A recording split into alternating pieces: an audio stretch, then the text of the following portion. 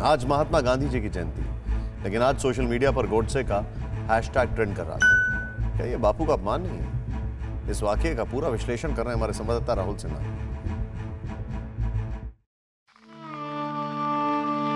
आप मुझे जंजीरों में जकड़ सकते हैं, यातना दे सकते हैं, इस शरीर को नष्ट कर सकते हैं, लेकिन आप कभी मेरे विचारों को कैद नहीं कर सकते।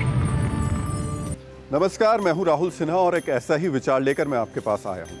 आज गांधी जयंती है, लेकिन देश भर में आज सोशल मीडिया पर राष्ट्रपिता के साथ उनको मारने वाले नाथूराम गोडसे के जिंदाबाद के नारे भी ट्रेंड कर रहे थे। ये कैसा विचार है?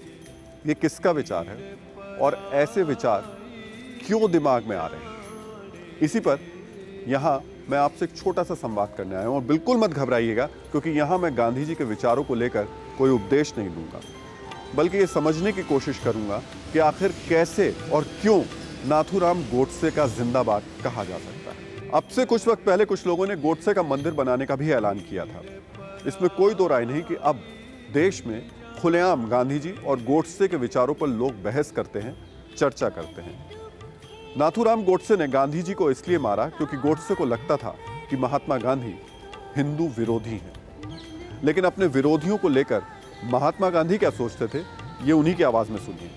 कि एक तो आदमी दूसरों को कैद रखते हैं तो दुश्मनी से रखते हैं, जैसे मारपीट का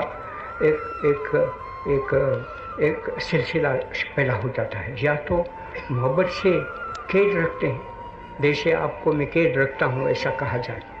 ये सुनने के बाद इतना तय है कि अगर आज राष्ट्रपिता होते तो वो नाथूराम गोडसे जिंदाबाद करने वालों से नाराज नहीं होते। विचारों को लेकर राष्ट्रपिता से विरोध शहीद भगत सिंह का भी था, लेकिन भगत सिंह ने हथियार अंग्रेजों के खिलाफ उठाए।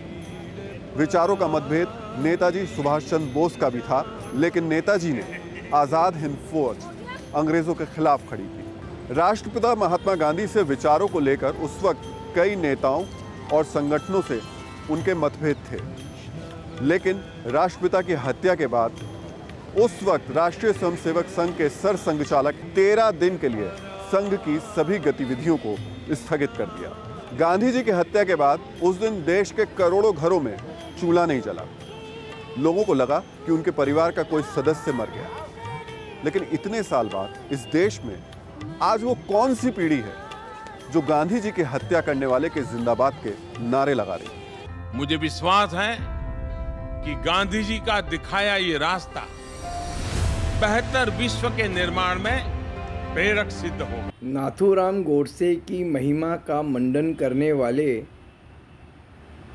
इस वर्ग को समाज प्रतिक्रियावादी के रूप में पहचानता है और इन प्रतिक्रियावादियों के इस तरह के कृत्यों से ही पूरी दुनिया महात्मा गांधी के महत्व को, उनके दर्शन को सही परिप्रेक्ष्य में समझ पाती है। गांधी जी ने कभी किसी के विचारों को कुचलने या खत्म करने को नहीं कहा। जो आज गोडसे जिंदाबाद का नारा लगा रहे हैं, हम भी उनसे उनके विचारों को खत्म करने या कुचलने को नहीं कह रहे, लेकिन आज देश को तय करना है। आज लड़ाई हथियारों से ज्यादा विचारों की है। अगर आज आप गोडसे जिंदाबाद के नारे पर चुप रहते हैं, तो फिर जेएनयू में होने वाले महिषासुर दिवस और पालघर में मनाए जाने वाले रावण दिवस के विरोध में आप कैसे और क्या बोलेंगे? अड़ी सोमवार से शुक्रवार शाम 6 बजे सिर्फ TV9 भारतवर्ष पर।